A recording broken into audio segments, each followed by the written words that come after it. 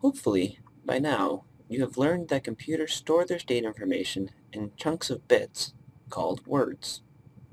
These words can be stored in various places such as the RAM, registers, or hard drive. In this lecture, we will learn more about how we store state information in these registers.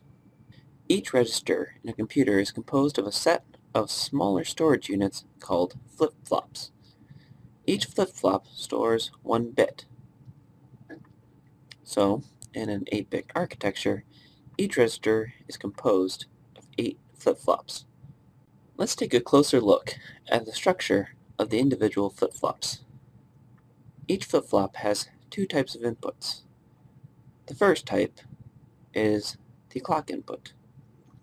The clock input is critical because we want all of our storage components to update at the same time. Consequently, each flip-flop is designed to update once per clock cycle. The flip-flops in this example are called positive edge or rising edge triggered flip-flops. So they will all update whenever the clock signal rises from a low voltage to a high voltage. Certain components that are controlled by the clock, like flip-flops and registers, are called synchronous components. The second type of input is called the data input. This input determines how the state of each flip-flop updates every clock edge. The flip-flops in this example are called D flip-flops. If the input to a D flip-flop is 0 during the rising edge of the clock, then the flip-flop will store 0 until the next rising edge. If the input to a flip-flop is a 1 during the rising edge of the clock, then the flip-flop will store a 1 until the next rising edge. We can recall the value that is stored in each flip-flop at any time from the output of the flip-flop.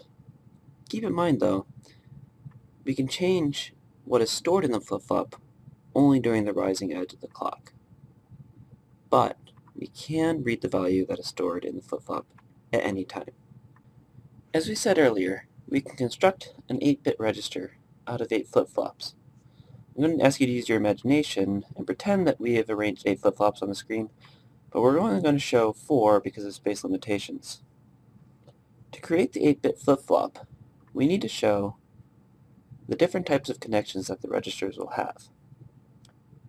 First, all of the flip-flops will share a common clock signal. Second, each of the flip-flops will receive a separate data input. This data input configuration is called a parallel load design.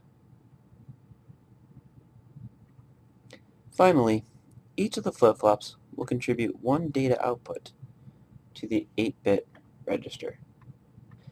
When we draw the final 8-bit register, we typically do not draw all the internal flip-flops, and we also rearrange the inputs and outputs to facilitate reading.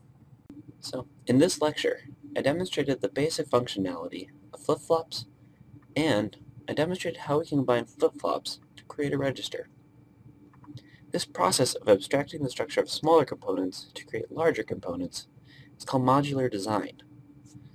Modular design is one of the most important concepts in computer engineering. You should always look for opportunities to build more complex tools from several smaller, simpler tools.